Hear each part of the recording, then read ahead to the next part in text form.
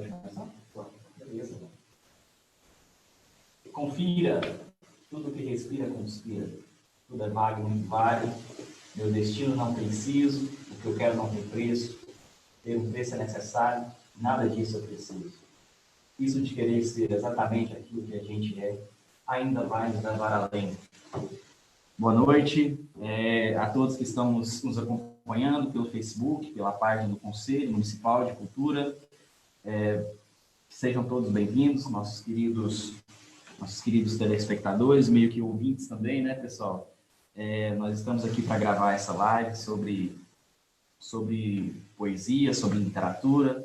A gente vai fazer um bate-papo aqui entre três amigos. Eu tenho a honra e eu tenho o orgulho de estar do lado de dois grandes amigos meus, Leonardo Daniel, meu querido amigo, e Hélio Baragatti Neto, também meu amigo há mais de 20 anos. A gente está juntos aí. E no momento em que estamos gravando essa live, nós estamos na expectativa, né, meus queridos? Estamos na expectativa porque acaba de assumir uma nova gestão na Prefeitura Municipal de Piúmas e nós estamos bastante esperançosos que essa gestão ela tenha olhos mais atentos, que ela seja o nosso guia no sentido de dar guarida aos artistas municipais, de nos dar respaldo, de nos dar papel de destaque, né, enfim, para que a gente possa aparecer também para a comunidade, né? Eu tenho prazer de conhecer a obra dos dois que estão do meu lado, mas eu creio que a obra deles precisa ser muito mais apreciada e a obra deles precisa ser muito mais vista e muito mais divulgada. Então, nessa live que estamos participando aqui, nós vamos fazer a apresentação de alguns poemas, né, 5 poemas de cada um dos que estão do meu lado, né, são poetas. Leonardo Daniel é um grande amigo que eu fiz, já deve ter uns 10 anos, né? Uns 10 anos. A gente é amigo, né? E o Léo... Trabalhamos juntos, a gente, na verdade... Montou um esquema, né? Agradeço ao Léo, porque foi o meu primeira forma que eu dei aula, foi com o Léo, a gente legal. fazia análises literárias, era show de bola, Hélio. Devia ser o máximo mesmo, vocês dois fazendo análise literária, devia ser sensacional. O Léo com a redação e eu analisando as obras do vestibular, naquela época eram 5 livros que caíam e eu pegava um livro por semana e fazia como os meninos. Nossa, né? Era bom demais. Era muito bom, né? Isso já se vão 8 anos, né, meu amigo? Passa, hein, cara? Passa muito rápido. Cara, né? O tempo é senhor de todas as coisas. E o Hélio é meu amigo há mais de 20 anos, eu tenho muito orgulho de ser amigo do Hélio, do Léo também, obviamente, né? Mas eu e Hélio já temos uma caminhada antiga, né? Nós nos conhecemos em abril de 2000. Isso, em abril de 2000. Lá no Manuel Vilaverde. Você não era tão carequinha assim. Pois é, rapaz. Fazíamos 7ª série A. 7ª série A. Tu te lembra da gente? A gente lembra os livros da Andréia, da professora Tânia. Da professora Andréia. Isso, lembro. Cora Coralina, claro. Só clássico. Eu aprendi a gostar de ler mesmo, literatura, principalmente com a professora Andréia. E ela era muito bacana, né, cara? Era. Incrível. E aí depois, né, a gente acabou, né, se aproximando. Infelizmente eu distanciei um pouco dos dois pelos problemas da pós-graduação. Já peço desculpas aqui, aproveito o momento também. Mas a gente quer contar muito com a participação de vocês que estão nos assistindo. Mandem perguntas, mandem apontamentos. O que vocês mandarem, eu vou estar aqui para intermediar a conversa, para intermediar aquilo que ficar bacana, né, para eu colocar tanto para o Hélio quanto para o Léo. Então, eu quero deixar esse espaço aqui para que vocês falem um pouco sobre a obra de vocês, para que vocês dialoguem com todo mundo, né? Quem quiser fazer primeiro, fiquem à vontade, né? Falar um pouco sobre vocês, da trajetória, formação e tudo mais, né? Eu nem falei da minha, eu sou historiador e professor também, historiador e antropólogo, e passei junto com ele pelas agruras do mestrado. A gente trocou muita ideia, bateu muito papo sobre as loucuras que são, né? Verdade. Escrever um trabalho acadêmico. E eu e Léo também conversamos muito. Ele ultimamente publicou alguns artigos na revista da PAC+, não é isso? Foi. Então, enfim, quem quer começar para falar um pouco sobre as obras? O Hélio? Eu começo. Vontade, meu velho. Pessoal, o Hélio é o seguinte: o Hélio é um cara extremamente prolixo. E eu, pessoalmente, eu fico com medo, viu, Léo? Eu também. Falar perto do Hélio. Eu também tenho esse cuidado também. Não, não ter medo. Mas o cara é fera. E o vocabulário dele é alto, cara. O vocabulário dele é arcaico, aquele português arcaico. Nossa, agradeço a vocês. Tranquilo. A palavra é tua, meu irmão. Bem, boa noite a todos vocês que estão nos acompanhando na nossa live, que tem como título, que tem como tema, a poesia urgente e atemporal. E eu diria que, além de urgente e atemporal, a poesia ela é imprescindível. E tomando, fazendo uso do que o Túlio disse um pouco antes, nós falamos da esperança em uma nova gestão, e também nós temos esperança de que o nosso setorial, né, seja percebido. Né? Existem muitos escritores aqui na cidade de Inhumas, grandes escritores. A gente para e pensa em gerações anteriores, pensa em Getúlio Vaz, pensa em Umbelina Frota, pensa em escritores pensa em Valdemes de Menezes, Davi Isaías, pensa em Elma Paranhos, pensa em vários escritores, alguns que ainda permanecem inéditos, mas que escrevem muito bem. Caso do Túlio, nosso articulador aqui, caso da Cristiane Leal, caso do Rafael Martins, que escrevem muito bem. Então, em Inhumas tem muitos escritores e nós precisamos seguir aquilo que nos dita o letrista e poeta Fernando Brant, em música de Milton Nascimento, quando ele diz que o artista deve ir aonde o povo está. Então, que nós possamos, né, motivados por tudo que vem acontecendo, por essa mobilização que vem acontecendo, de nós estarmos aqui em uma live, falando sobre o nosso setorial, falando de literatura, falando de poesia, que a gente possa se aproximar da comunidade, das escolas, se aproximar daqueles que podem vir a ser os nossos leitores e que podem vir a formar as futuras gerações de escritores da nossa cidade. Então, é importante que a gente faça isso para que Inhumas deixe, por exemplo, de ser uma cidade em que uma livraria não prospera. Inhumas não tem livraria. Então, que a gente seja de uma cidade que não só tenha livraria, mas que tenha livros dos seus autores sendo vendidos nas livrarias do Brasil todo, ou do mundo todo, quiçá do mundo todo, numa dessas grandes lojas, num desses grandes portais.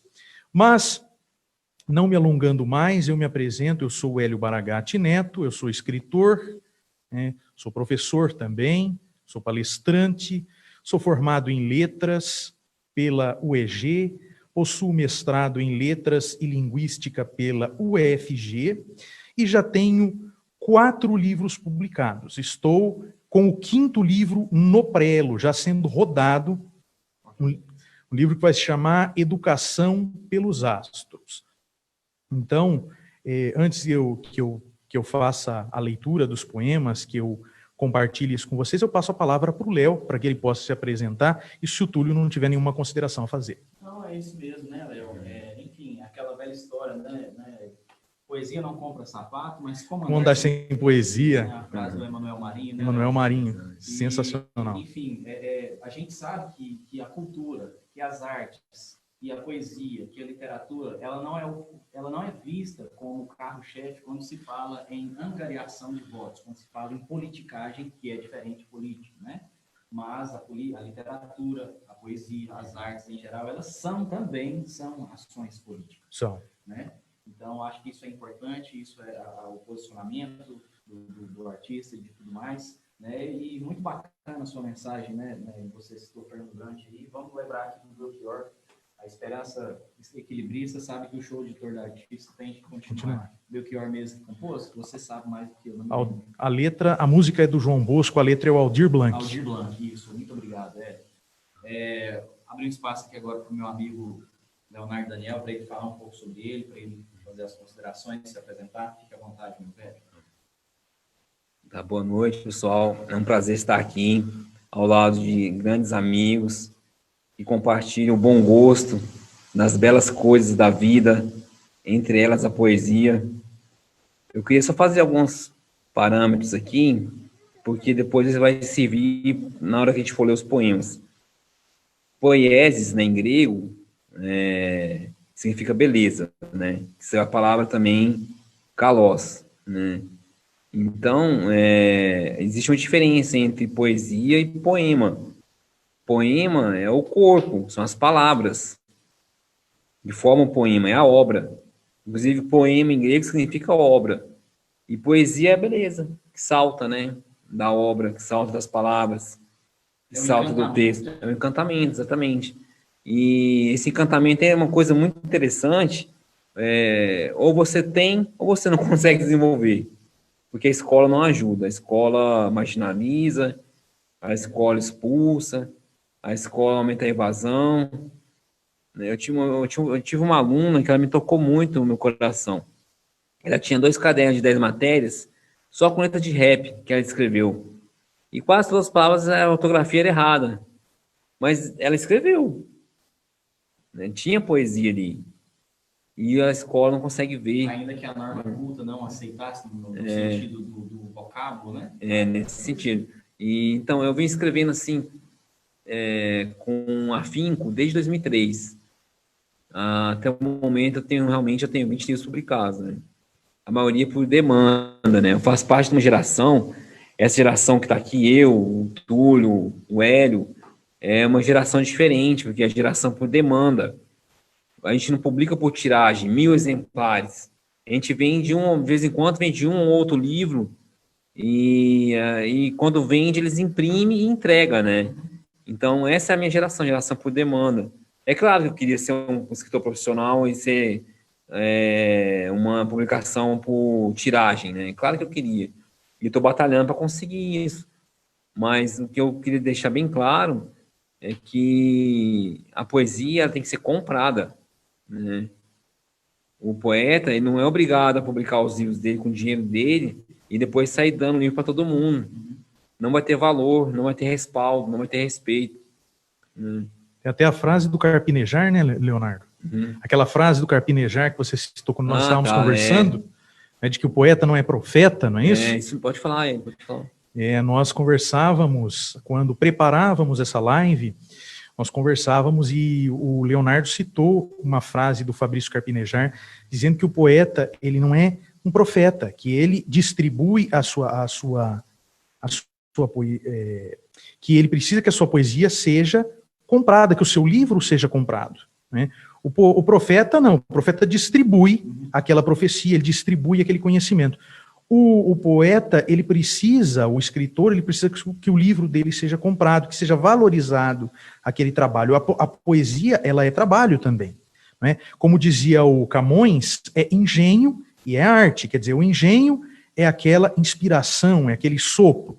E a arte é a artesania, é o trabalho, né, o labor poético, é o labor do qual fala, por exemplo, o Olavo Bilac no poema Profissão de Fé, né? E citando 2 coisas que o Leonardo falou, né, dando um prolongamento a 2 coisas que o Leonardo falou, sobre a questão da diferença entre poesia e poema. Eu me lembrei da Adélia Prado, a escritora de Divinópolis, a poetisa mineira. Ela disse uma vez no Roda Viva da TV Cultura, falaram para ela, nossa, eu li a sua prosa e achei ela muito poética, achei que ela tinha muita poesia. Ela falou, não, porque se não tiver poesia, eu descarto. É muito interessante isso, né? Acho que a gente vai conversar aqui, pessoal, e como nós gostamos muito de literatura, vão vir muitos insights, né? Eu até vim falado com ele, o José Carlos está participando com a gente, nosso querido amigo. Professor Zé Carlos, um abraço, Zé Carlos. Professor, um orgulho ter sido aluno do professor Zé Carlos, e ele me deu a oportunidade até de atuar em uma peça dele, Imagina História.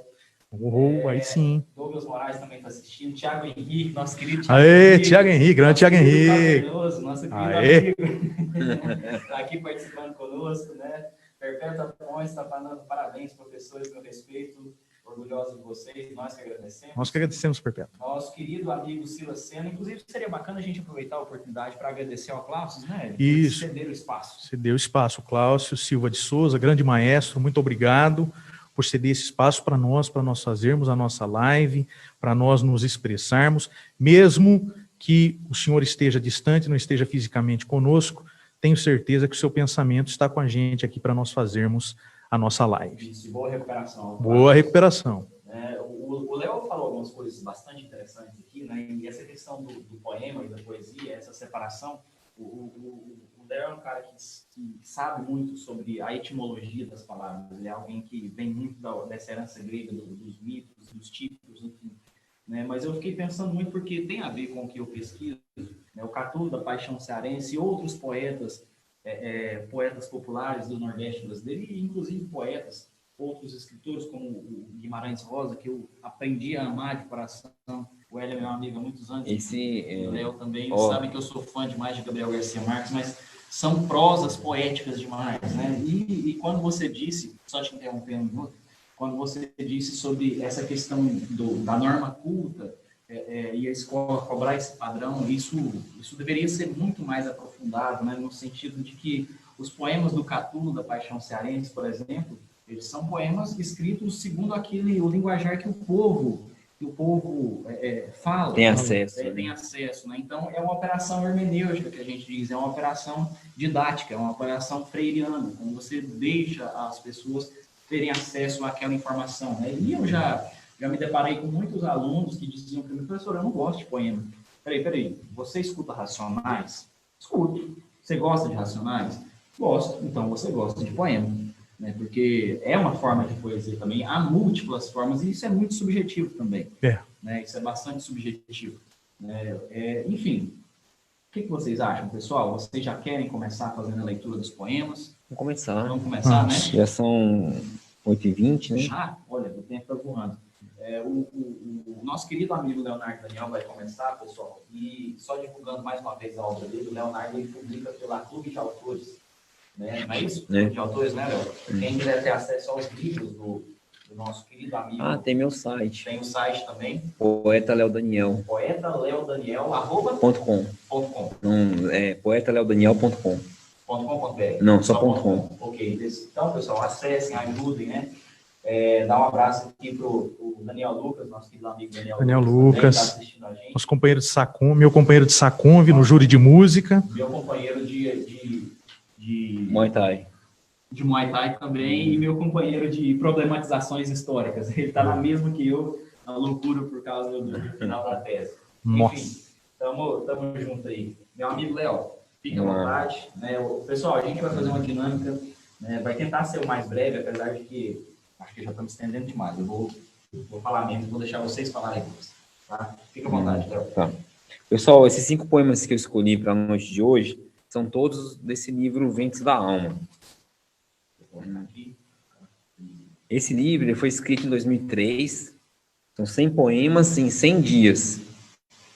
E é interessante que Humberto Gessinger fala que a poesia é um porre, mas não é um porre de bebida alcoólica, é um porre como consequência da iluminação do poeta. É um efeito colateral dele ter sido iluminado. Esse é o porre do Humberto. E foi escrito em 2003 e publicado em 2009. Antes não tinha esse tipo de edição por demanda, né? Ou você pagava para publicar, ou você não publicava, né, Hélio? Verdade. Agora democratizou bastante. A Clube de Autores tem mais de 70 mil livros publicados. E eu vou ler um poema aqui agora, para dar início, né? Vão ser 10 poemas. Esse poema, então, foi escrito em 2003. Eu quero mostrar para vocês que ele vale até os dias de hoje e a importância que ele tem. Bala perdida. Dizem que ela é perdida, sem direção. Dizem que é por acaso, uma maldição. O pior é que é puro fato, e não é mentira, que ela mesma que perdida encontra uma oração. Toda bala perdida é uma perdição, e não faz sentido tocar o hino por ter atingido um capitão. Todo projétil projeta uma distorção, e não faz sentido sorrir desvelado por ter morrido um favelado. Na linha de fogo, no fogo cruzado, toda bala quer um fogo, todo o corpo desalmado. A brisa é vermelha e cheira a pólvora, ela sai dos canos, ela sai do caos. Outra brisa morta, desvia a rota, encontra outra reta, retalha. Outra brisa morta, desvia a rota, encontra outra meta, metralha. Porque era num sentido mudo de plano. Outros enganos. Não faz mais sentido, outro corpo caído. Quando eu li esse poema do Léo, eu fiquei pensando muito, alguns amigos meus dizem, não existe bala perdida, né? E eu fiquei pensando muito em um texto publicado lá em 95, na coluna da Folha de São Paulo pelo Clóvis Rossi, intitulado Massacres Just in Time, em que ele faz um texto, inclusive o texto está disponível até hoje na página. Bem interessante, né? Quem estiver assistindo quiser acessar ele depois. Enfim, Léo, fique à vontade, se você quiser comentar sobre o seu poema. Interessante. Tá. Não, fala rapidinho. Eu perdi muita musicalidade nos meus poemas nesses 20 anos, mas eu ganhei no sentido semântico, né? Então, eu perdi aquela musicalidade que flui, né? Você percebeu isso, ou não, nas coisas que eu escrevo? Não percebi essa perda de musicalidade, não, Léo. Eu bom, não acho que você então, tenha perdido a musicalidade, só uma não. impressão, né, Não, eu acho que é impressão sua, eu acho. Você não perdeu a musicalidade, né? Inclusive, isso é interessante na sua poesia. Essa musicalidade, ela... Eu fico feliz, eu estou convencido, então. Ela servindo de veículo para reflexão, porque a musicalidade nos seus poemas, ela serve de veículo para reflexão. Um poema como esse, por exemplo, primeiro que você consegue ver. Eu que não enxergo, consigo ver a trajetória da bala. Da violência, né? Da violência. O que há por trás da bala perdida. Uma bala perdida não é só uma bala perdida, Não. né? Por trás de uma bala perdida tem histórias, tem realidades. Igual, de novo, citando Humberto, uma bala perdida encontra alguém perdido, encontra abrigo no corpo que estava por ali.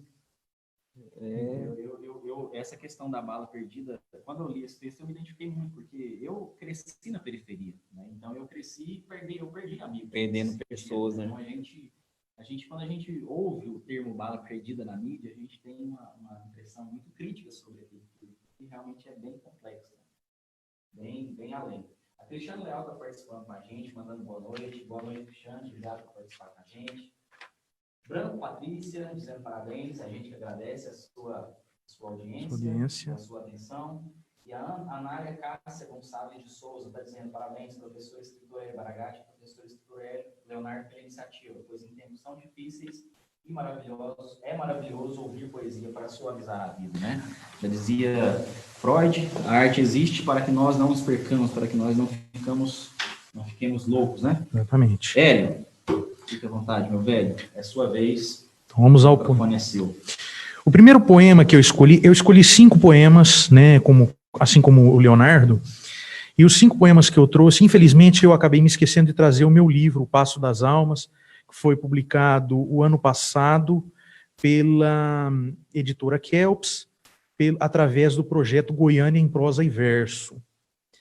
Eu não trouxe o livro, eu tirei 4 poemas desse livro, O Passo das Almas, e um do livro que vai ser lançado ainda pela editora Penalux, da cidade de Guaratinguetá, no estado de São Paulo, e é um livro que vai se chamar Educação pelos Astros. O primeiro é de O Passo das Almas, e se chama Apenas Poema, e ele corre assim. Apenas poema. Não se aflijam, senhores. Isto é só um poema. Não corta, nem atira, não fere, nem mata. Só canta e comove. Não se aflijam, senhores. Isto é apenas um poema. Não tem lâmina, nem seta, nem bala. Possui somente a palavra. Não se aflijam, senhores. Isto é só um poema. E o poeta, não mais que seu mero tradutor, é reles caçador de essências, a transitar entre ilações, a transitar entre elisões e ilações. Vãs ilusões. Bonito, hein? E aí, o que você me diz? Esse poema, a gente às vezes pensa que um poema não tem poder, né? Que uma poesia, que um texto poético, ou mesmo um texto literário, ele não tem utilidade, ou ele é só um adereço, uma coisa desnecessária. Eu tinha quando eu trabalhei na biblioteca municipal aqui em Umas, e eu contei uma vez para um aluno que tinha ido lá, que eu era poeta. Ele virou para mim e falou assim: nossa, então deve ser muito legal, você deve usar os seus versos para seduzir as menininhas. É válido, né? A fase. Para seduzir as menininhas. A poesia não é isso, né? A poesia é muito mais. A poesia, a arte em geral, ela é o testemunho mais fiel que se tem de uma época. Então, quando você quer saber o que aconteceu, por exemplo, na Idade Média, você pega lá a Divina Comédia de Dante Alighieri, está tudo lá. O conhecimento daquela época está todo enfeixado lá. Você quer saber da Grécia Antiga? Você visita Homero, né? Visita a Ilíada, visita a Odisseia. Você quer conhecer Roma? Você visita Virgílio, você visita a Eneida de Virgílio. Então, a poesia, ela tem um poder, que não é o poder de ferir, de machucar, de cortar, de matar. Ela tem o oposto, o poder oposto. Ela tem o poder de curar, não é? De libertar, de vivificar, porque a poesia, ela nos desperta, ela nos chama à consciência das coisas. Quando a gente lê um texto literário, um texto poético, ou mesmo quando a gente ouve uma música, vê um quadro, assiste a um filme bem executado, bem realizado, o poder que essa arte traz para a gente é o poder dessa libertação, desse despertamento. Por exemplo, agora, nós estamos num período de pandemia. A gente liga a televisão e ouve disparadas aquelas notícias sobre o coronavírus, que são importantes, é claro, mas a poesia, ela nos dá uma dimensão maior, né, da sociedade, uma dimensão maior do que se está vivendo. É a minha visão quando eu escrevi esse poema foi escrito já há bastante tempo, não me lembro exatamente quando foi escrito, mas era com essa intenção, né? E aqueles que a gente deve temer não, aqueles que acham que a poesia não diz nada, não tem importância nenhuma, esses é que devem se afligir, porque a poesia diz muita coisa. E ela ensina muita coisa, e ela nos mostra muita coisa. Eu me recordo que eu ouvi uma história uma vez sobre o Pablo Neruda, grande poeta chileno, prêmio Nobel de Literatura. Eu adoro o Pablo Neruda. O Pablo Neruda dizem que ele tinha uma posição política bem definida, e quando aconteceu o golpe de Salvador Allende, no Chile, os militares chegaram até a sua casa e perguntaram a ele se ele tinha alguma arma no escritório. Ele falou: eu tenho 2 armas, e elas estão dentro da gaveta da minha escrivaninha, da minha mesa de trabalho. E os militares ficaram, né? Meu Deus, Pablo Neruda, poeta conhecido internacionalmente, vai carregar armas por quê? Abriram a gaveta e tinha uma caneta e um papel. Eram as 2 armas deles, né? E isso mostra o poder da poesia, enquanto verve política também. Sim. Né? E o Günter Grass, grande escritor alemão, dizia que é o dever cívico do cidadão manter a sua boca aberta. Né? Interessante isso. No sentido de participação de cidadania. Né? Por isso que a gente falou aqui no começo dessa live que nós precisamos ter reconhecimento também por parte do poder público. Mas é interessante, né? Do legislativo, do executivo da nossa cidade, não é isso? É verdade. Diga. Então, tem uma mola secreta aí, né? Que é a fascinação, né? Sim. A fascinação faz tudo girar. Por exemplo, por que existe o demagogo? Porque existe o analfabeto. Analfabeto político, né? Inclusive, pode falar. Não, e o artista ele sofre um pouco mais do que o outro cidadão. Né? Sim, e o grande filósofo alemão Karl Kraus dizia que o segredo do demagogo é se colocar no mesmo nível de seu público, para que seu público se sinta no mesmo nível do se orador, identifica, né? Se identifique com ele. Então, esse é um dos segredos. Vamos seguir, pessoal, senão nós não teremos tempo hábil. Terceiro poema, Léo. Terceiro poema, vamos lá. Eu vou ler rápido, tá? Ler uma leitura normal, e depois eu explicar por que eu fiz esse poema. Ele, se você perguntar por ele, vão dizer que está em todo lugar, mas nenhum lugar vai fazer você cantar se você já não estiver com ele. Nas garras da águia, nas asas da pomba, é a unidade que se prolonga. Se você se encontrar com ele, vão dizer as coisas mais banais. Nenhuma reação vai ser tão tremenda como o abraço dos seus pais. Nos ventos que correm, no tempo que escorre, é o secreto impulso da ação. Se você se perder sem ele, vão dizer que a culpa é sua. Nenhuma resposta será solução para essa fase da vida tão dura. No sol do infinito, no sol da meia-noite, é o arcano dos arcanjos da morte. Se você quiser ser ele, vão dizer que é impossível. E te darão como aviso um castigo. Mas não se desespere, aguarde e espere. Nas alturas das brumas, na ternura do beijo, é o alento dos magníficos desejos. Se você se negar por ele, vão dizer as coisas mais estranhas. Nenhum mortal vai te reconhecer nessa incrível mudança. Na semente que voa, na árvore que desce, é todo o domínio de tudo que cresce. Se você renascer por ele, vão querer brincar com você. Mas tome cuidado, lembre-se que teu fogo é sagrado. Na música dos astros, na festa da alma, é o regente Castro, a alva Vitória. Se você seguir ele, vão querer te seguir também. Tome cuidado para não ser tomado como o ídolo de alguém. Nos passos cansados que sobe a montanha, no corpo exausto que refaz o drama, é a força que continua o espetáculo, há de infinito. Amém. Foi bacana quando você começou a falar sobre esse poema, porque você disse, eu vou explicar um pouco sobre ele. E eu acho que isso é muito subjetivo também para quem escreve, né? Porque, pessoalmente, inclusive eu e ele já tivemos esse papo, pessoalmente, eu não gosto de explicar as coisas que eu escrevo. Eu também não. Eu não gosto muito de explicar. Alguém chega, Túlio, o que você quis dizer com isso aqui? Poxa, porque eu penso da seguinte forma, se eu explico aquilo que eu escrevi, eu estou tirando o direito ao interpretar, delírio, né? ao direito interpretativo. Fica meio que colonialista, colonizar o pensamento do outro. As pessoas chegam, tem muita facilidade para interpretar a letra de música, né? Aí o pessoal chega, se não for monta um canal no YouTube interpretando, eu não vou fazer isso. Foi muito difícil conseguir aquela interpretação para entregar assim, de mão beijada. Né? Realmente, eu penso aí também. E eu não gosto de interpretar. Mas esse poema aqui, eu escrevi ele por causa do filme do Mel Gibson, né?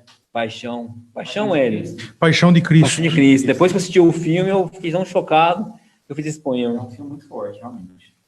E o teu poema, ele acaba sendo quase que o oposto do filme. Realmente. É o oposto do filme, porque o filme é um filme bruto, é um filme duro. Eu não consegui. É um filme de terror, Hélio.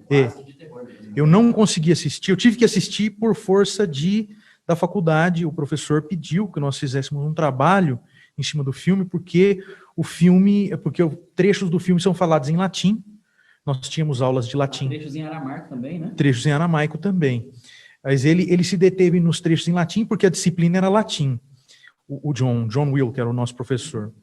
Então, eu tive que assistir, e o poema do Leonardo, ele é o oposto do filme. Ele tem uma abrangência tão grande, ele fala sobre Jesus de uma maneira tão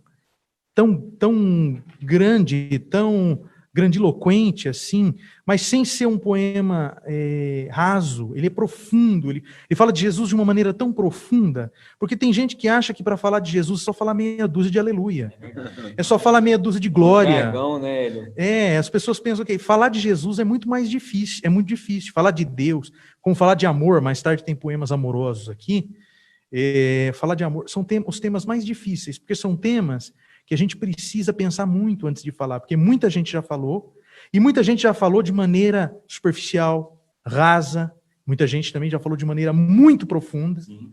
Então a gente tem... A gente se sente meio que oprimido por aquilo. Oprimido. E a gente não quer falar de maneira rasa, mas a gente não consegue falar de maneira tão profunda quanto aqueles grandes que a gente admira, né? Sim, é verdade. Esse poema é incrível, esse poema do Léo, quando eu vi, eu fiquei emocionado.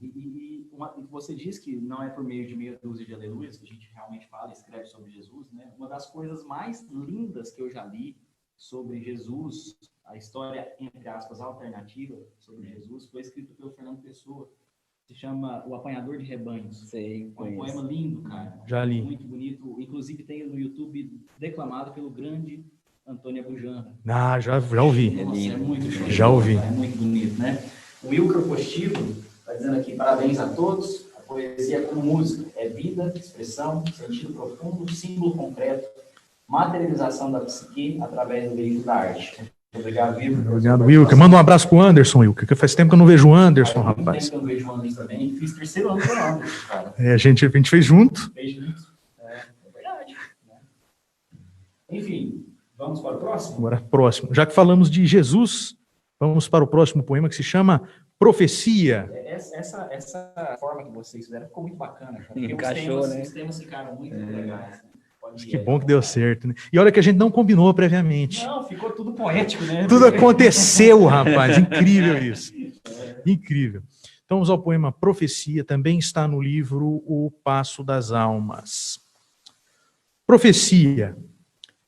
Um dia, o poder das feras sucumbirá ao poder das flores. E amores nascerão, livres, e vidas crescerão, sublimes, cobrindo de oásis as almas que outrora sofriam desertas. Então, desse dia em diante, morreremos todos de canção. É a melhor morte possível, né? Só pede para morrer de amor, viu, Edson? Isso ficou bem...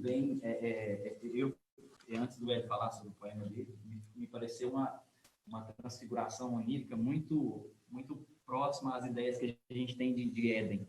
Eu acho que quando todos morreremos de canção, eu achei muito bonito. Me lembrei, quando eu estava lendo, quando eu estava lendo, do livro do Clive Stephen Lewis, que escreveu As Crônicas de Nárnia. Sim. Ele tinha essa verve bastante religiosa, né? Amigo de Tolkien, O Senhor dos Anéis e tudo mais, e o primeiro livro de Nárnia, quando ele vai cantar, quando ele vai escrever a criação de Nárnia, que é uma representação do paraíso também, ele fala sobre o Aslan, o rei, ele cria Nárnia através do canto. Através do canto, ele vai cantando, as coisas vão nascendo muito bonito. Inclusive, a gente arrepia. O que você me diz, Ed? O interessante desse poema é que ele surgiu, o primeiro verso do poema que surgiu foi Morreremos todos de canção. Muito bonito. Foi o primeiro verso que surgiu, foi o último do poema e foi o primeiro que aconteceu. E veio porque a música faz parte da vida. Eu acho que a vida ela é muito musical. Eu acho que tudo funciona por música, né? A criação tem a sua música. Uma vez eu comecei a pensar na gente, nos seres que habitam o universo, como notas do grande concerto celeste. É uma maneira como eu entendo os seres que habitam. E eu entendo essa questão da gente se completar, da gente sozinho se sentir incompleto. É porque nós somos notas. A nota sozinha, ela não faz tanto sentido. Mas quando a nota se une num acorde, quando os acordes se unem, quando três notas se unem num acorde, quando os acordes se unem numa sequência, num campo, e dão origem a frases, às músicas, né? Para mim, a tradução mais perfeita do universo da criação seria essa de a gente ser notas no grande concerto celeste. Então me veio isso, me veio também por causa da questão esse morreremos de canção, me veio também a partir dos mantras, porque os orientais eles acreditam num som fundador, sim. Né, no Om. Todo mantra começa com o Om. Eu ia falar isso aqui agora, Hélio. Eu posso emendar? Pode, emenda. Sinta-se à vontade. Porque quando você falou sobre a criação em torno de canção e tudo mais, eu me lembrei justamente do Aum. Exatamente. Né, as filosofias e as mitologias hindus, né, isso hindus. Elas falam sobre esse canto, porque ele é um canto que começa aqui dentro do ser, e é expelido para fora, né? Ele tem uma forma de ser expelido corretamente. Que é o som, e já foi provado que é o som que emana no universo. Sim, tem é muito bacana quando você traz a física quântica e essa questão que nós não entendemos absolutamente nada. Mas que ela traz essa questão poética também. Os mantras, eles têm muita ligação com as vogais, e eles têm muitas ligações com a onomatopeia. Dos animais. Sim. Tem uma ligação entre as vogais e a onomatopeia. E as onomatopeias. Não, e eu me lembrei muito do Walt Whitman, né? Quando ele tem um poema muito bonito sobre o douto astrônomo, né? Que é muito bonito, cara. A gente está colocando aqui, pessoal, no sentido de que isso... Referências, né? Que isso sirva de referência, né, Léo? Que isso sirva como, né? Deixa eu buscar esse autor, né? Busca esse autor. Busca esse autor. Walt Whitman é incrível. Isso, é show de bola. Muito bom. Lá, Folhas de Relva. Isso mesmo, né? Vamos lá, então? Vamos para o próximo? Vamos. Então a gente vai passar do tempo. Eu acho que esse é o terceiro, tá, pessoal? São 5. É o terceiro. Terceiro seu. Isso. Então, terceiro seu. esse é o poema que eu mais gosto de ter feito. Eu acho que eu não vou fazer nenhum melhor do que ele, que é para a pessoa que eu mais amo, que é o motivo de eu ser um poeta, ela é o motivo, né? Eu escrevi mais de 1000 poemas, sempre com a cabeça presa nela. Elisângela. Elis mais Ângela, forma Elisângela, o nome mais bonito que ouvi. Elis mais Ângela, forma Elisângela, a canção mais bonita que já fiz. A brisa sopra, pede para unir, o sino toca, já é hora de subir. De mãos dadas, avançamos pela escada, diamante lapidando o rubi. Varremos a madrugada, já é hora da aurora, já é hora de partir. Os cascos do passado soterrados, tristeza desfeita. Das lágrimas só restam cacos, a cama feita, vamos repartir. A brisa pede, e ela sabe pedir. A pele sente, e ela sabe sentir. De braços dados, abraçados, saímos a bailar. Rosas e flores, pétalas e risos a voar. Os olhos nos olhos, a boca na boca, amar, só amar. Eu nem vou comentar. Eu vou ficar calado, porque eu sei como que o Léo ama a Elisângela, são meus amigos há muitos anos. O que vocês acham da gente já emendar o tom do Hélio? E depois a gente já faz um curto debate sobre esses poemas. Pode ser. A temática amorosa. É bom de emendar porque são temática amorosa. Esse poema aqui que eu leio, dividirei com vocês, o Amor que Flui, foi um poema que eu fiz para minha amada, fiz para a Andréia. E esse poema eu fiz quando a conheci, no dia seguinte ao dia em que eu a conheci. Eu a conheci no dia 14 de maio de 2019 e comecei a escrevê-lo no dia 15, os primeiros versos, e só terminei depois que nós já estávamos namorando. Então, o poema se chama Amor que Flui. Não é tão lindo quanto o do Leonardo, mas a gente... Não é, né? Lindo, sim, é muito lindo. Pô, antes de você ler, eu vou falar uma coisa rapidinho. Hélio, Oi. você forma um belo casal com a Andréia, cara. Ah, muito obrigado, valeu. Você e Elisângela são o máximo também. Vocês não conhecem a Tati, mas eu e Tati formamos. Eu não conhecemos a Tati. Realmente, precisamos conhecer Tati, exatamente. Então, vamos lá. Amor que flui. Contigo, os dias são mais dias. Contigo, as noites são mais claras. Macias manhãs florescem do teu ser. Aquecem-me os sonhos, afagam-me a alma, renovam-me a vida. Aceso pela luz do teu sorriso, o luar fecunda a aurora. E num toque divino da mais excelsa poesia, tudo se faz amor. Amor que paira nos ares, que brota nas águas, que canta nas aves. Amor que flui em tudo que vive. Olha, quando eu estava lendo esses dois poemas aqui da temática amor, eu me recordei muito do poema do Machado de Assis, que ele escreveu a Carolina. O poema... O último soneto, né? É um poema que tem uma conotação um tanto quanto sombria, porque Carolina havia acabado de falecer, mas eu acho o poema, a Carolina, o poema mais bonito que o Machado de Assis escreveu. Verdade, é mesmo. Querida, aos pés do leito derradeiro, descansas dessa longa vida, aqui venho e verei, amada querida, trazer-te coração no companheiro. Trago-te flores. Pulsa-lhe aquele afeto verdadeiro que, a despeito de toda a humana vida, fez a nossa existência apetecida, e num recanto pôs o mundo inteiro. Trago-te flores, restos arrancados da terra que nos viu passar unidos, e ora mortos nos deixa separados.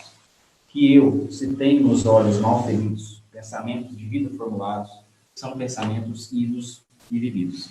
Conta-se que o Machado de Assis, depois da morte de Carolina, ele ficava vagando, né, pelas praças do Rio de Janeiro. Sofreu muito. Sofreu muito e ele nunca se recuperou e, se eu não me engano, 2 anos depois ele veio a falecer. Enfim, a minha temática desse poema do Machado de Assis ela é um pouco, tem a ver muito com luto, mas a de vocês não, tem a ver com renovação em todos os sentidos, né? Então, se quiserem falar sobre o poema de vocês, fiquem à vontade. A gente normalmente, o amor é um tema também muito difícil de tratar. As pessoas falam, não, é muito fácil escrever sobre amor. Não é. É difícil porque muita gente já falou. Assim como aconteceu como nós falamos de Jesus, é muito difícil. Porque teve gente que o tratou de maneiras extremamente belas e teve gente que o tratou de maneira extremamente superficial. Então a gente não quer ser superficial e a gente acha que não vai conseguir ser tão belo. Então é angustiante, mas é bom escrever. E principalmente escrever sobre o amor realizado. A gente vê muito sobre o amor que não se realiza, o amor que não passou da idealização, o amor platônico, e escrever sobre o amor realizado, sobre a musa que pode ser tocada, a musa que pode ser beijada, a musa da qual nós nos aproximamos. O Leonardo casou com a musa dele. Eu, se Deus quiser, me casarei com a minha musa também. Então, outros não puderam. Dante não pôde se casar com Beatriz. E escreveu a Divina Comédia. Tomás Antônio Gonzaga não pôde se casar com Maria Doroteia Joaquina de Seixas. Escreveu a Marília de Dirceu. Camões também não. Camões não se casou com a Dinamene. Escreveu poemas belíssimos de amor. Então, falar do amor realizado, eu penso, na minha modestíssima opinião, que é um ato bastante revolucionário. Sim, e eu concordo com você, e eu acho bem mais legal sobre o amor realizado, falar sobre ele, ler sobre ele também. Pessoalmente, essa é uma opinião minha, me julguem todos, né? Porque eu não gosto muito dos poemas românticos daquela fase do Goethe, né? Aquele livro dos sofrimentos do jovem Werther, enfim, aqueles livros que tratam de um amor platônico, que tratam de uma coisa muito... Álvares de Azevedo, né? Sim, né? Nesse sentido de que fica meio pessimista. Né? Álvares de Azevedo, ele psicomatizou, hein? Quem sou eu para julgar, né? Quem sou eu para julgar esses caras? Mas, né, não é da minha preferência. Eu prefiro ler como você. Mas sabe o que eu queria falar, cara? É que se for a gente pensar bem, no começo da Odisseia, a deusa Atena chega em Zeus e fala: por que você causa tanto sofrimento nos homens? Aí ele responde: para que eu possa ter belos cantos. Para que os homens possam escrever. Belos cantos. Interessante. Eu não me lembrava disso. Também não me lembrava também. Eu li a Odisseia com a professora Tânia também. Com a Tânia, é verdade. Mas isso já faz 20 anos. Né? Faz. Não me recordava disso. É por isso que eu gosto de ouvir o Hélio falar sobre os gregos. Quando ele fala sobre os gregos. Inclusive, nós conversamos um dia, quando eu trabalhava ainda na ótica, o Hélio me falando sobre o quanto Homero é profundo nesse sentido, ele falando sobre o significado dos nomes dos personagens na Odisseia. O Leonardo, essa compreensão que ele tem do grego é muito bacana, enriquece muito a poesia dele. É muito. E é 1%, viu, cara? Eu vou passar depois para vocês. Claro. A Unesp ela tem um dicionário agora, português-grego, online, que é muito legal, cara. É gratuito. Nossa, interessante mesmo, bacana mesmo. E é bom para a gente ter uma compreensão etimológica também, né? Então eu falei... A gente deve muito ao Machado de Assis, porque ele foi voto de Minerva contra aquela lei na Academia de Letras que ia escrever igual falava, né? Sim, da maneira coloquial, isso. E aí ele foi contra, o voto dele final de Minerva foi contra isso. Cara, se tivesse feito isso, acabou a reminiscência etimológica, acabou metade da cultura, cara. Não tem jeito. Fica naquela visão extremamente conservadora de que cultura é só um tipo, né? Cultura alta, cultura, e a cultura popular acaba sendo deixada de lado. Vamos acelerar. Antes de passar, eu queria dizer o seguinte, eu falei que eu considero o amor, falar sobre o amor realizado como um ato revolucionário, porque permite às pessoas acreditarem no amor, que ele se realiza, que ele prospera e que ele existe, né? Isso está no meu poema, isso está no poema do Léo também, né? Eu acho que eu falei tanto que deixei o Léo sem fala, assim, sem a oportunidade de falar do poema dele, né? Estamos aqui para isso. Eu acho que eu vou ler um último poema, pode ser? Pois não. Você vai ler o Microcosmo. E o Catedral da Alma? Você acha que dá tempo? Não, dá tempo, cara. Eu quero inclusive aproveitar o ensejo, desculpa Túlio, desculpa Leonardo, quero aproveitar o ensejo para avisar aos nossos prezados espectadores, às nossas prezadas espectadoras, aos nossos prezados ouvintes e às nossas prezadas ouvintes, avisá-los que provavelmente a gente vai se alongar um pouquinho mais. Então, pouquinha coisa. Afinal de contas, não é sempre que se tem poesia, né? Não é sempre. Então a gente vai se alongar um pouco. Prometemos que não vai ser muito, mas um pouquinho só a gente vai se alongar. Dá uma hora a gente vai. Isso. Antes de você ler o seu, velho. Léo, perdão. Cotec Umas, boa noite, galera, parabéns, a gente que agradece. A Alessandra Lourenço Rezende também está assistindo, está acompanhando com a gente. A Cristiane Leal. Alexandre Nero lançou um álbum só falando em amor cotidiano, vendo amor. E é belíssimo, esse amor sublime que se realiza no corpo físico e na corporeidade do poema. Hélio tem muitos poemas corpo. Né? Vamos continuar aqui, a gente quer a participação de todos, né, pessoal? Eu vou ler aqui e tudo mais, mas vamos pode ler. Pode ler a Catedral da Alma, dá tempo. Tá, eu vou ler então. vamos à Catedral. Catedral da Alma. Distante eu fui, vagando pelas estrelas errei. Viajante de um deserto, morrerei. Se do alto do espaço não for, aquela eterna luz de amor que brilha a nos guiar. Mas não sei como o sol nasce, todos os dias, se não há nascimento estrelar. Nesse universo chamado homem, um prenúncio a anunciar, amém. Pois o que faz o sol além de amar? Pura luz que gira e invade a alma, pura luz que fica trazendo a calma, tijolos de hélio e hidrogênio, construindo a casa, amarelos, translúcidos, vivos, cantantes, belos, hinos, séries, dois seres num só ideal, fazer de duas almas uma só catedral. Eu insisti pro Léo ler esse poema, porque de todos que ele escreveu, não desmerecendo os outros, mas foi o que eu mais gostei. Ô, Túlio, aqui eu fiz de propósito, vou estrelar mesmo. Uhum. É uma provocação. Eu acho bacana esse jogo que o Léo tem com as palavras. Também acho. Ele faz algumas digressões, algumas coisas com as palavras, né? Fica parecendo lembrando aqui da cultura popular, fica parecendo aqueles desafios do martelo, quando o poeta, ele emenda com o último verso e começa o verso seguinte. Isso é difícil de fazer, cara. É extremamente difícil de fazer. É, bem interessante. muito difícil. Vamos para o próximo, porque a gente comenta os dois. Acho que dá uma dinâmica mais rápida. Né? Certo, então eu vou ao próximo. Vai ao próximo. Então o nosso próximo, falando sobre, eu tinha falado sobre canções lá na profecia, esse aqui é o Tempo de Canções, também está em O Passo das Almas. Antes disso, quero fazer só um agradecimento à Cristiane Leal, que fez essa menção sobre os poemas corpo, que ela disse que eu tenho muitos poemas corpo, é que ela prefaciou o meu próximo livro que está saindo, que é o Educação pelos Astros, e ela identificou nos poemas essa questão da corporeidade, e eu achei muito fascinante a maneira como ela analisou isso, o prefácio lindo que ela escreveu. Muito obrigado pelo presente que foi o teu prefácio, viu, Cristiane? Então nós vamos aqui ao Tempo de Canções. Cessam os tiros, a guerra se finda, despertemos, é tempo de canções, poemas recobram sentidos, famílias refazem seus lares, celebremos, é tempo de canções, navios voltam do mar, soldados regressam da morte, exultemos, é tempo de canções, é tempo de canções, encontro de notas e acordes, festa de arpejos e frases, é tempo de canções, canções em êxtase de amor, gravadas em nossos corações, canções de sol e de chuva, canções de vento e de flor, canções sem mancha, sem dor.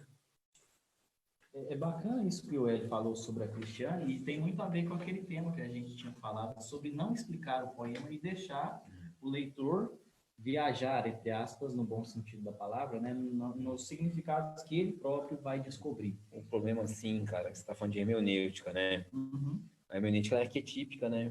Ela é bastante E por causa disso é idiosincrática. Então, quando chega em você, ó, essa música do Zé Ramalho tá falando isso nessa hora. Você tá forçando, sim, mas... É verdade. Não é assim, cara. A música tem que ser livre, o poema tem que ser livre. E essas idiosincrasias que você está falando, que o Hélio também utiliza, ela é bastante interessante. Eu me lembrei do João Cabral de Melo Neto, né? Conta-se que antes dele falecer, ele ficou cego. E ele parou de escrever, Hélio. Não sei se você conhece. Não sabia disso, não. Ele parou de escrever. Não sabia que ele tinha ficado cego, não. Perguntaram para ele, se eu não me engano, é ele mesmo, né? Não me lembro, acho que foi quase certeza que ele. Perguntaram para ele por que ele tinha parado de escrever depois que ele ficado cego. Ele respondeu que foi porque ele não conseguia mais ver as palavras dançarem no papel. Então, ele tinha uma forma de escrever e refletia diretamente naquilo que os leitores tinham. O João Cabral de Melo Neto não gostava muito de música, né?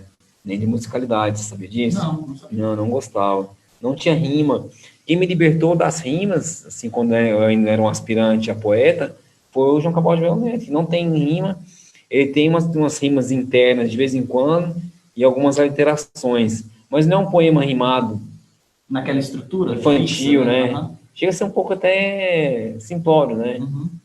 Mas ele escreve, o bacana dele, falando dele aqui, que ele escreve de uma forma extremamente didática e é profunda. E a academia gosta de estudar as obras dele. Gosta bastante. Rende muito, né? Sim. Querem falar um pouco sobre esses dois poemas? Quer falar alguma coisa sobre o seu? Pois é, então esse poema Tempo de Canções é um poema que eu concebi, que me chegou, né? Os poemas, muitos deles me chegam, de certa forma, assim, eles começam a surgir.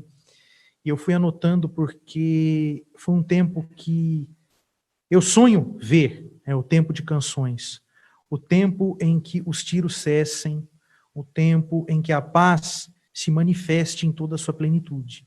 Então esse é o tempo de canções. Hélio. Pode falar, Léo. Lembra aquela música do Lulu Santos, né? Música do Lulu Santos?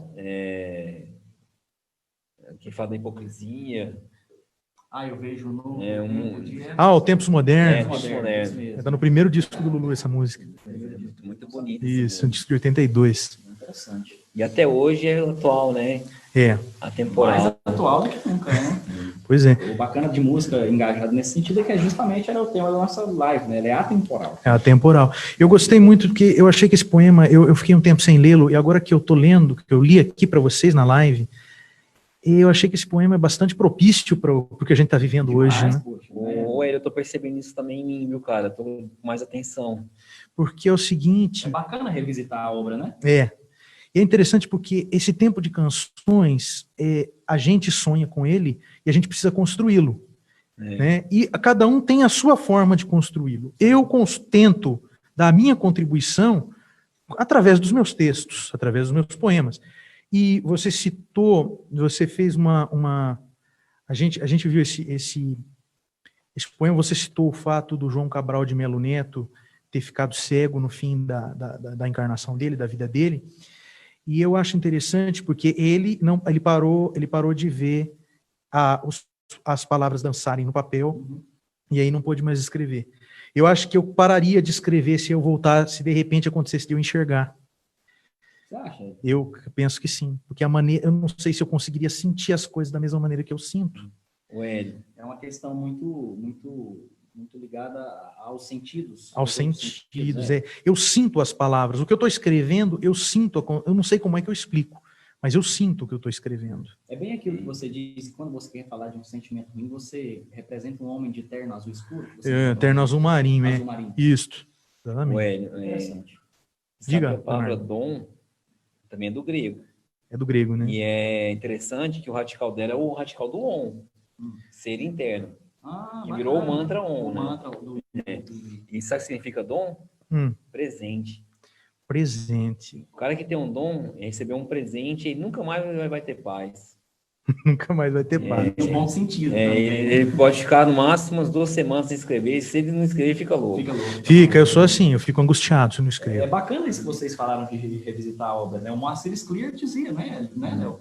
E ele tinha quase 70 livros publicados. Sim, hein? mas ele escrevia e deixava na gaveta os textos, entre aspas, amadurecerem. Eles precisam amadurecer para depois serem colhidos. Marina Colasanti também diz isso. Não sabia.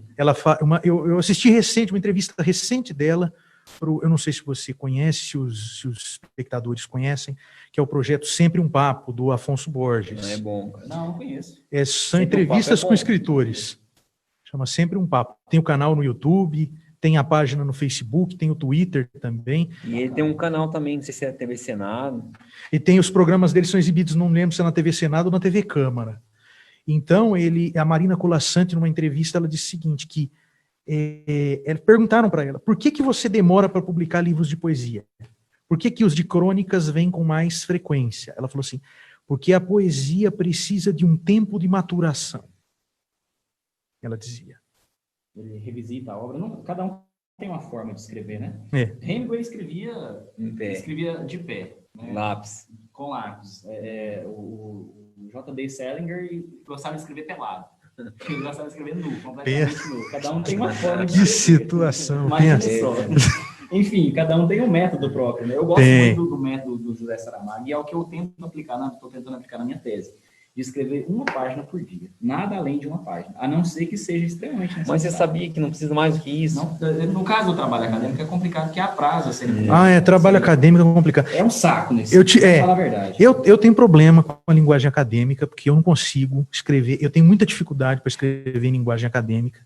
A minha professora, uma orientadora que eu tive, uma pessoa maravilhosa, que é a Kellen Milene Camargos, que foi minha professora na graduação, dizia, Hélio, os seus períodos são saramaguianos, estão muito longos. Diminui esses períodos. Saramago detestava ponto final. Diminui, isso aqui está muito grande. Né? Ela falava desse jeito para mim. Vamos, porque senão já passamos de uma hora. Vamos ao os dois últimos e a gente encerra. Próximos poemas. Vamos lá, Léo. Então vai, o último poema então, pessoal. Microcosmos. Ó homem, tu que rondas os arcanos da natureza, se não achas em ti os beneplácitos da riqueza, como ousas desafiar Apolo entrando no seu carro de fogo? Acaso pensas que irá ao Olimpo sem estar com o apropriado vestido? Não, por Júpiter, cabe a ti velar antes de partir. Um homem deve viajar, procurar os arcanos que os transformam em anjo. O homem, dono de sua revolução interna, vive em si os esplendores da luz eterna. Noites cósmicas deixaram suas pedras no caminho, e somente se seguir adiante, irá vê-las subir aos céus como diamantes. Cosmos é ordem, e a ordem do dia é não deixar que os lobos que mordem não lhe tragam alegria, pois o chacal da lei é grande e justo, batizado como Anubis entre os egípcios, soube ele domesticar os cães e ensinar os homens a brincarem grandes. Este Jerácar da lei, e também é rei, um dia disse a Ulisses, o homem deve ser tratado igual a um cão, tratado como um homem. E Ulisses completou, o cão deve ser tratado igual a um homem, tratado como cão. Sabe as palavras que só têm sentido juntas. Microcosmos homem, teatro mágico, único do universo. Quando irá acordar desse sonho, o Ramileto? Vamos ler o seu, ali a gente comenta os dois e finalizamos. Vamos aí ao nosso poema, o quinto poema, que é o Ego. O poema se chama Ego. Depois eu vou falar sobre como ele surgiu, porque chegará um momento das análises, então vamos lá. Ego. Quem a mim seguir, a si mesmo cegará. Quem por mim morrer, de si mesmo zombará. Quem de mim viver, a si mesmo matará. Bom, sobre o poema do Léo, a gente percebe aqui claramente a influência grega, né? Principalmente de Homero. Eu percebi bastante, mas é bacana que ele também traz umas referências de mitologia egípcia aqui. Então, mas eu não sei se você conhece uma poetisa bielorrussa chamada Wisława Szymborska. Ela foi prêmio Nobel de Literatura, faleceu com uns 3 ou 4 anos. Acho que ela é bielorrussa mesmo. ela tem uns poemas que, a parte final do seu poema me lembrou muito a escrita dela. Ela tem um poema em específico chamado Sob uma Estrela Pequenina, que é muito bonito. Que é muito Qual é o nome dela? Eu vou escrever para você, Tá. porque para pronunciar é uma Tá, depois você da me Europa passa. Oriental, né, da Europa. Sobre o seu, né? Acho que a gente começou a falar um pouquinho sobre academia aqui, sobre escrita acadêmica, e nada melhor do que falar sobre ego, né? Quando a gente fala sobre academia. Academia. Né, egos acadêmicos inflados até. como balões. Todo mundo caçando pedestal. Meu pós-doutorado aqui. Aí eles ficam tão afastados, às vezes a gente chega, o pessoal está tão afastado, está tão longe, que a gente pensa, pô, como é que eu vou fazer? Quantos degraus? Eu tenho que subir um Everest para chegar nessa pessoa. Então o ego, ele faz